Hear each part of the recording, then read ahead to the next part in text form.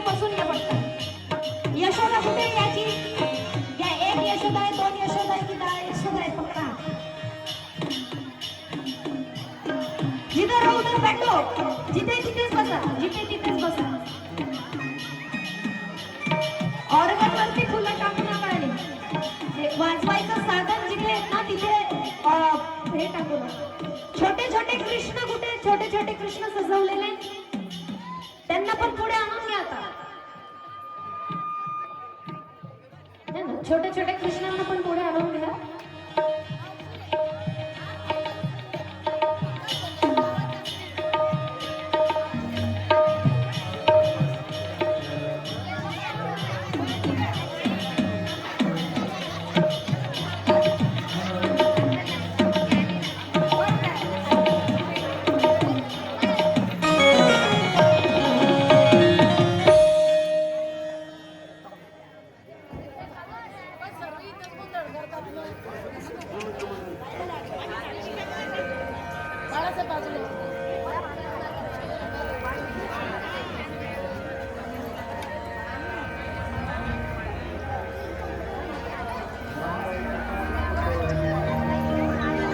चला, भगवान श्रीकृष्णाचा उद्धार झाला. भगवान श्रीकृष्ण त्यांच्या प्रत्येक वयामध्ये वेगवेगळ्या प्रकारच्या खोळ्या करतात. वेगवेगळ्या प्रकारच्या खोळ्या करतात. भगवान श्री कृष्णांचं दर्शन घेण्यासाठी भगवान महादेव सुद्धा आतुर असतात. परंतु माता यशोदा म्हणते, अरे बाबा हे काय अकराळ विकराळ रूप आहे, या जोग्याला कोण कृष्ण दाखवेल? म्हणून माता यशोदा काही महादेवांना भगवान श्रीकृष्णांचं दर्शन घेऊ देत नाही. आपल्याकडे सगळ्या वयाचे कृष्ण आहेत. 2 वर्षाचा, 3 वर्षाचा, 4, 5, 6, 7, 8, 9 आणि 16 वर्षाचा. कितीचा आहे आपल्याला मोठा झाला? 16चा बाप्पा. 16 वर्षाचा कृष्णापर्यंत आपल्याकडे आहे आणि आपल्याला पटकन रास या चरित्रापर्यंत पोहोचायचं आहे. मग भगवान महादेव म्हणतात की मला छोट्या कृष्णाचं दर्शन करायचंय, पण माता यशोदा काही कृष्णाचं दर्शन घेऊ देत नाही. काय अकरा विकराळ रूपचा हा जोगी आलेला आहे, याच्याकडे मी कसं काय जाऊ द्यावं? नंतर येते फार सुंदर स्त्री भगवान श्रीकृष्णांचं दर्शन घ्यायला. ती स्त्री येते, दूध पाजण्याचा प्रयत्न करते. ती दुसरी कोणी नसून ती पुतना राक्षसी नसते. तोही भाग निघतो. आणखी श्रीकृष्ण लहानसे मोठे होतात आणि आता येते घडी श्रीकृष्ण चरित्रातल्या रासची. काय आहे रास? रास महारास आहे. जो मोठा कृष्ण आहे, एवढा सुशोभित आहे, प्रत्येक गोपिकाला वाटतं की आमचा विवाह त्याच्याशीच व्हायला. एवढा सुंदर आहे. मग गोपिका स्त्री स्वरूपातल्या गोपिका नाही, अनेक प्रकारच्या विद्या सिद्ध्या आहेत. त्या सगळ्या श्रीकृष्णाच्या अवतीभोवती फिरतात आणि नाचतात. आता जेव्हा आपण रास घेऊ त्यावेळेस प्रत्येकाने गोल करायचा आहे ना? प्रत्येकाने गोल. ज्यांना स्पेशली गरबा खेळता येतो त्यांनी मध्यभागी, ज्यांना पावल्या टाकायचे आहेत त्यांचा गोल. प्रत्येकाने गोल. इथे सुद्धा प्रत्येक आपल्या मंडळीचा सुद्धा इथे गोल झाला पाहिजे बाबांचा. सर्वांनी आपले आपले गोल बनवायचे आहेत. प्रत्येकाने नाचायचे. पण तत्पूर्वी त्या रास मध्ये नाचायला येणार आहेत एक महान विभूती. ही कथा आहे ते रासची. सर्व गोपिका माता कात्यायनीची म्हणजेच माता श्री जगदंबिकेची, पार्वतीची आराधना करतात. म्हणतात की आम्हाला कृष्ण पती स्वरूपामध्ये हवा आहे. श्रीकृष्णाशिवाय पती आम्हाला कोणीच नको. त्यात राधा पासून तर अनेक गोपिका अनेक असतात. एवढंच नाही तर माता लक्ष्मी पासून, पार्वती पासून, सरस्वती पासून सर्वांना तिथे बोलवण्यात येतं. पण एकच अट असते, कृष्ण एकमेव पुरुष असणार आणि सर्व स्त्री असणार. त्याच्याशिवाय कोणताही परपुरुष तिथे चालणार नाही. कृष्णाचं रूप फार सुंदर असतं, गोपिका फार सुंदर असतात. प्रत्येक पुरुषाला मनात इच्छा असते की आपणही ती रास पाहावी. नेमकं तिथे काय होतं? पण परपुरुष कोणताही तिथे अलाउड नाही. फक्त तिथे स्त्रिया, फक्त एकमेव श्रीकृष्ण असतात.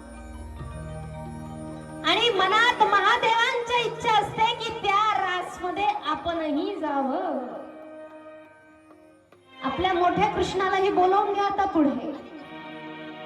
नाही, थोड्या वेळाने भगवान महादेव येतात आणि माता पार्वतींशी बोलू लागतात. आणि माता पार्वतीशी चर्चा करत असताना सुंदर असा एक कथाभाग येतो. भगवान महादेव हट्ट करतात आणि म्हणतात, विचारतात, कुठे जात आहात देवी?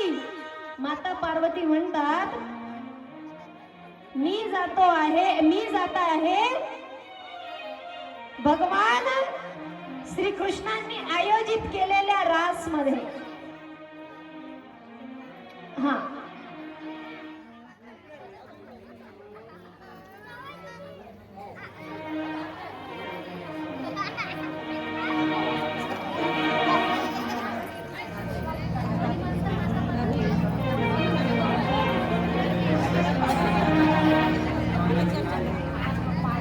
आता बघा,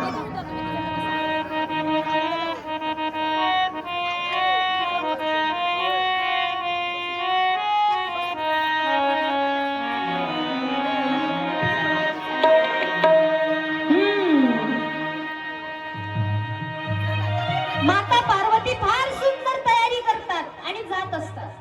भगवान महादेव म्हणतात, देवी कुठे निघालात श्रृंगार करून?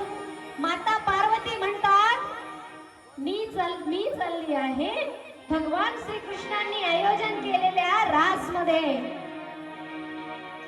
महादेव म्हणतात, बघितलं स्त्री असल्याचा फायदा. साक्षात जगताचा परमेश्वरासोबत रास करायला नाचायला मिळणार.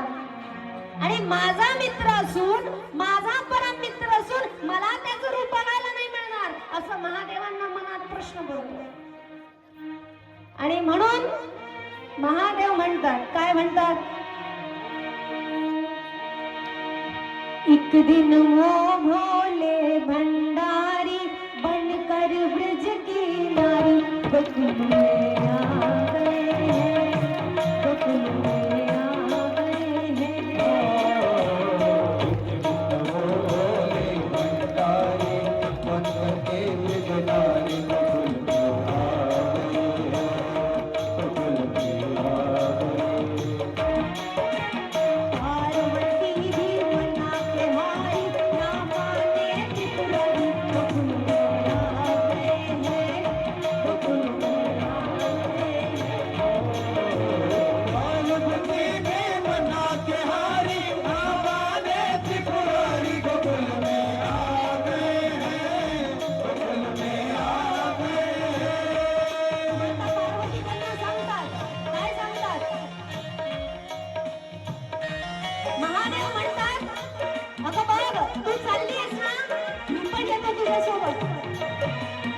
माता पार्वती म्हणतात, अरे बाबा, भोले बाबा, तुम्हाला काही समजतंय का नाही? तिथे भगवान श्रीकृष्ण एकटे पुरुष राहणारे, बाकी सगळे आम्ही महिला आहेत. तिथे सर्व स्त्री आहेत, तिथे कोणताच परपुरुष अलाउड नाहीये, तुम्ही नाही येऊ शकत. माता पार्वती खूप सांगत आहे, महादेव काही ऐकत नाहीये. महादेव म्हणतात, मला नाही माहिती, मला यायचंय, मला त्या कृष्णाला बघायचंच आहे. कसा दिसतो तो कृष्ण, आणि मला त्याच्यासोबत नाचायचं सुद्धा आहे. आणि मीच बनणार गोपिका आणि गोपिका म्हणून नाचणार.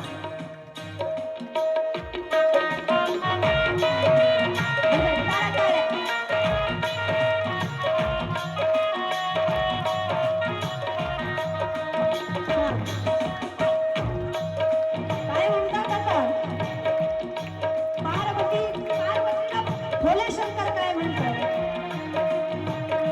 पार्वती से बोले मैं भी चलूंगा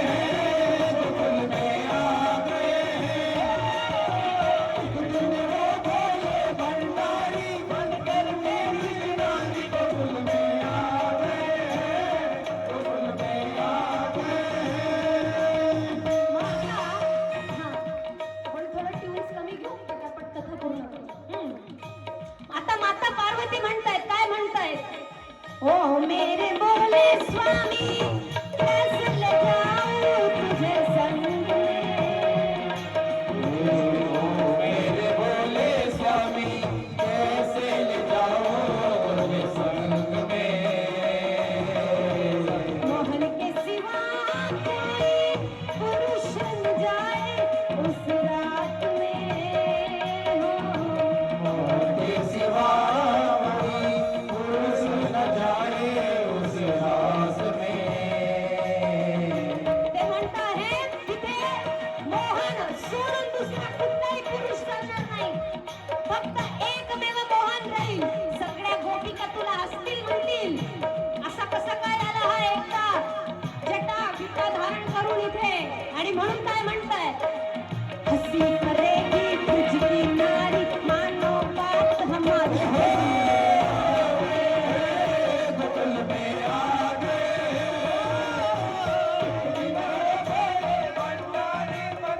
के ब्रजनारी बकुल में आ गए हैं, बकुल में आ गए हैं। आता पुढे भोले बाबा म्हणतात, काय बोललीस, पुरुष अलाउड नाहीये ना, स्त्रिया का अलाउड आहे ना. एक काम कर, एवढा शृंगार करतेस आणि स्वतः जाते, मला सुद्धा तयारी करून दे, माझी तयारी करून दे, मला सुद्धा एका महिलेप्रमाणे सजवून दे आणि मग मी तुझ्या सोबत येतो. आणि म्हणून काय म्हणतात दत्त महादेव, ऐसा बना दो मुझको कोई न जाने इस राज को. ऐसा बता दो मुझको कोई न जाने इस राज को। असं मला तयार कर, असा माझा मेकअप कर की कोणीच ओळखायला नको पाहिजे मला, अशी माझी तयारी करून दे. आणि त्या लोकांना सांग, तुझ्या मैत्रिणींना सांग की मी तुझी मैत्रीण आहे आणि मी तुझी मैत्रीण बनून आलेली आहे, हेच सांगशील. आणि म्हणून आता तयारी करून देतात. ऐसा बना दो मुझको कोई न जाने इस राज को. ऐसा बता दो मुझे कोई न जाने इस राज को। मैं हूँ सहेली तेरी ऐसा बताना निज राज को. मैं हूँ सहेली तेरी, ऐसा बताना निज राज को। कृष्णाला सांग की मी तुझी मैत्रीण आहे. कृष्णाने जर माझा परिचय विचारला तर, बना के चूड़ा पहन के साड़ी चाल चले मत हो. बकुल में आ गए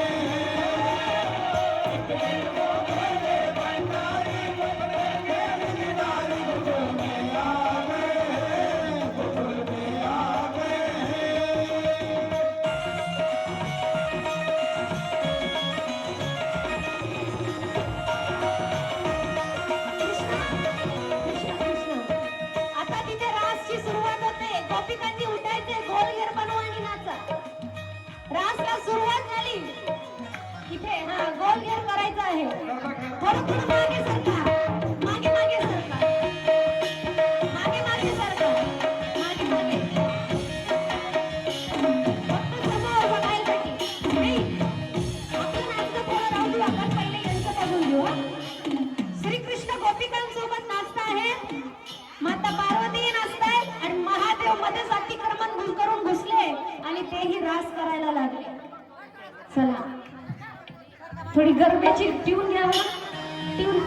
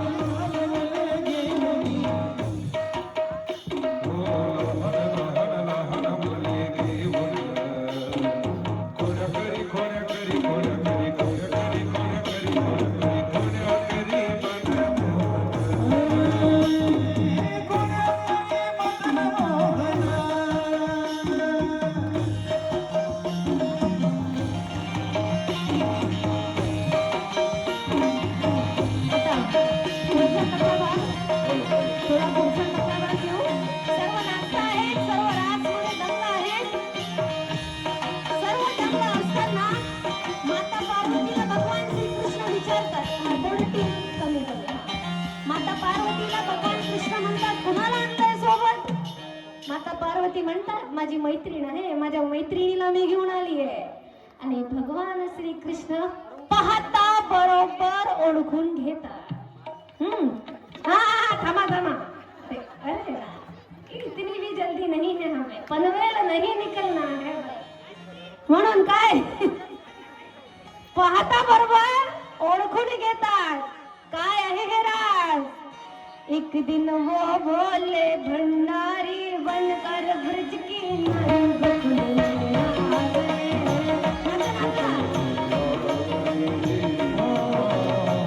पार्वती ने मना किया तो ना माने त्रिपुरारी गोकुल में आ गए. गोकुल में आ गए. आता हे जो नाचायला लागले, नाचता नाचता महादेवांना स्वतःचं भानच राहिलं नाही. जो नाचताय साडीचा पदर पडून गेला, डोक्यावरचा पदर पडून गेला आणि साडी सुटली. आणि काय म्हटलं गेलंय पुढे? देखा जो मोहन ने तो समझ गए वो सारी बात रे हो.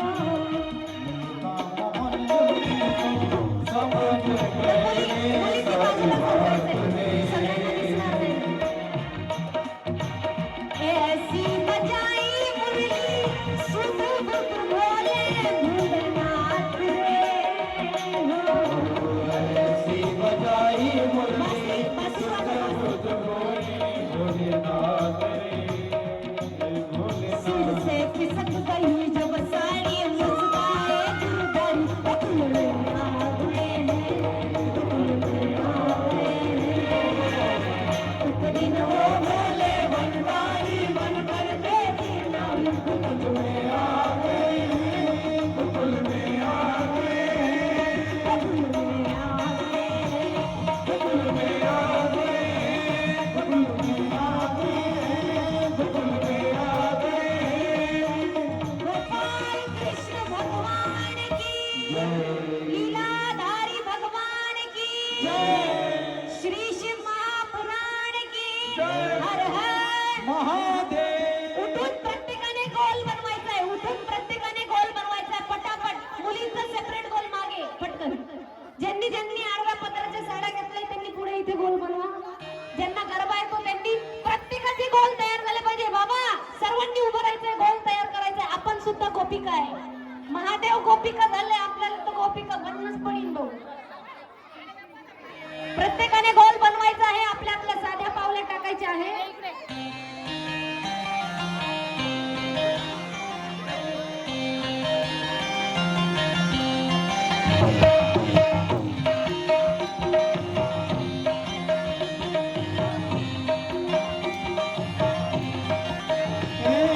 रास रचो है, रास रचो है, यमुना किनारे महारास रचो है. रास रचो है, रास रचो है, यमुना किनारे महारास रचो है. रास रचो है, रास रचो है, यमुना किनारे महारास रचो है. रास रचो है.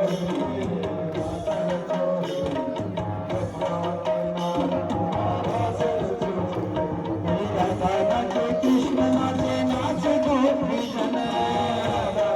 कृष्ण नाचे नाचे गोपीजन. राधा नाचे कृष्ण नाचे नाचे गोपीजन. राधा नाचे कृष्ण नाचे नाचे गोपीजन. मेरा मन गयो सकेरी पवन वृंदावन. मन मेरा मन गयो सकेरी पवन वृंदावन. मन मेरा मन गयो सकेरी पवन वृंदावन. मेरा मन गयो सकेरी पवन वृंदावन. रास रचो है, रास रचो है, यमुना किनारे रास रचो है. रास रचो है, रास